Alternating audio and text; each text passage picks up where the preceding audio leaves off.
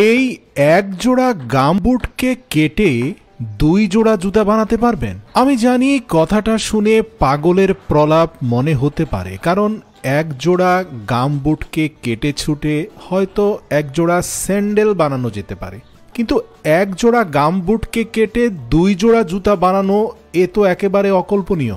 কিন্তু এই মাজিদ মুচি, তার ক্রিয়েটিভিটি এবং সৃজনশীলতা আর প্রজ্ঞা এত বেশি, সে এই অসম্ভব কাজকে সম্ভব করতে পারে।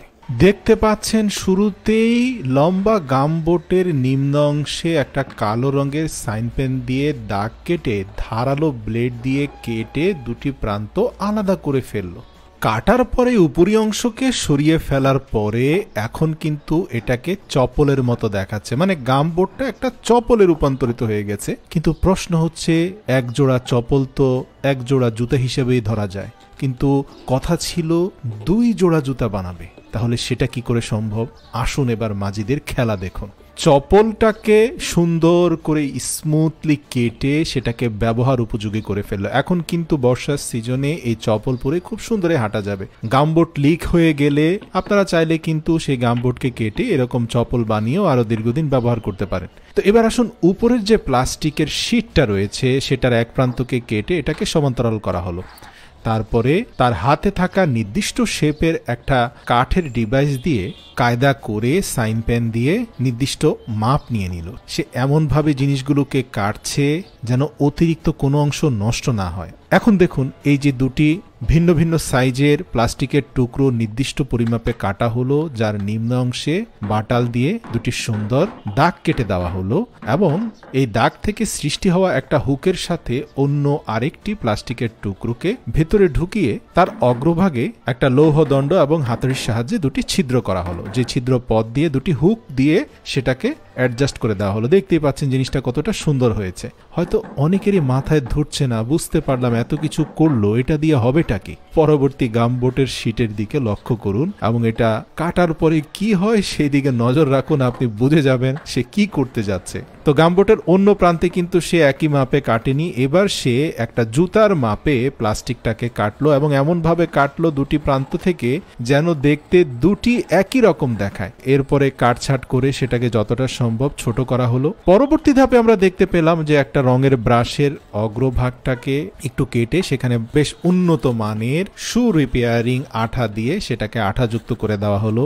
এছাড়াও আরেকটা ফন্স শিট, যেটা দিয়ে মূলত স্যান্ডেল তৈরি করা হয়, সেই ফন্স শিটের মধ্যে সে আঠা লাগালো এবং তৈরি করা স্যান্ডেলের ফ্রেমের নিচের অংশে ফোম শিটটা যুক্ত করে দিল যেন স্যান্ডেলটা ভারী হয়। পরবর্তী ধাপে আমরা দেখতে পেলাম আরেকটা ফন্স শিটকে আড়াআড়ি ভাবে কেটে সেটাকে আবার ভারী গামের সাহায্যে ওই একজোড়া জুতোর দুটি অংশের দুটি পার্টে লেপ্টে দিল, যার ফলে পায়ের নিম্ন অংশটা উঁচু এবং অগ্রভাগটা নিচু হয়ে গেল, ঠিক যেমনটা একটা টিপিক্যাল জুতার ক্ষেত্রে হয়ে থাকে। শুধু তাই নয়, এই অবস্থায় কিন্তু জুতাটা তৈরি হলে মানুষ পিছলা খাবে, তাই আরেকটা ফন্স শিট আনা হলো যেটার অগ্রভাগ গ্রিপ সম্পন্ন, সেটাকেও ঘষে মেজে আঠা লাগিয়ে সেটাকে জুতার অগ্রভাগে লাগিয়ে দেওয়া হলো। এখন আপনারা দেখতে পাচ্ছেন যে ফন্স শিট, উপরে হচ্ছে গামের সেই প্লাস্টিক শিট, নিচে রয়েছে আরেকটা গ্রিপওয়ালা ফন্স শিট। তার নির্ধারিত হাতুড়ি দিয়ে মাঝারি ভাবে আঘাত করে করে আঠা এবং প্রত্যেকটা পার্টকে যথেষ্ট ভালোভাবে অ্যাডজাস্ট করলো এবং তারপরে একটা ধারালো ব্লেডের ফ্রেমের উপরে রেখে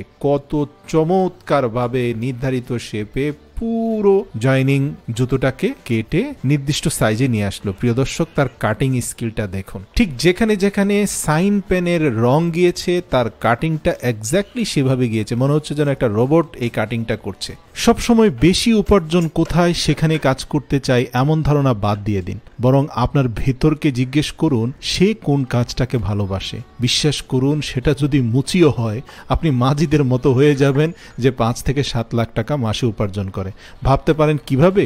কারণ তার এই ভিডিওগুলো অনলাইনে কোটি কোটি মানুষ দেখে। প্রিয় দর্শক, আপনারা দেখতে পেয়েছেন সর্বপ্রথম গামবোট থেকে বের হওয়া দুটুকরো প্লাস্টিকের খণ্ডকে একটা পিনের মাধ্যমে সংযুক্ত করে সে যেই বস্তুটা বানিয়েছিল সেটার মূল উদ্দেশ্যটা আমাদের অনেকের কাছে ক্লিয়ার ছিল না, কিন্তু এখন আমরা স্পষ্টতই দেখতে পাচ্ছি যে সে মূল স্যান্ডেল বডির সাথে সেটাকে কতটা চমৎকার ভাবে অ্যাডজাস্ট করে দিল এবং দুই পাশে দুটো স্ক্রুকে স্ক্রু ড্রাইভার দিয়ে ঘুরিয়ে ঘুরিয়ে ঢুকিয়ে দিল যেন খুব সহজে এটা বের হয়ে না আসতে পারে। প্রিয় দর্শক, ফাইনাল আউটপুটটা আপনারাই দেখতে পাচ্ছেন। আসুন আসুন কোনো কাজকে ছোট না করি, নিজে যা ভালোবাসি সেখানেই সৃজনশীল কিছু করার চেষ্টা করি। ভিডিওটি ভালো লাগলে প্রিয়জনদের সাথে শেয়ার করুন, তাদেরকেও নিজের ক্যারিয়ার বেছে নেওয়ার ক্ষেত্রে পথ প্রদর্শন করুন।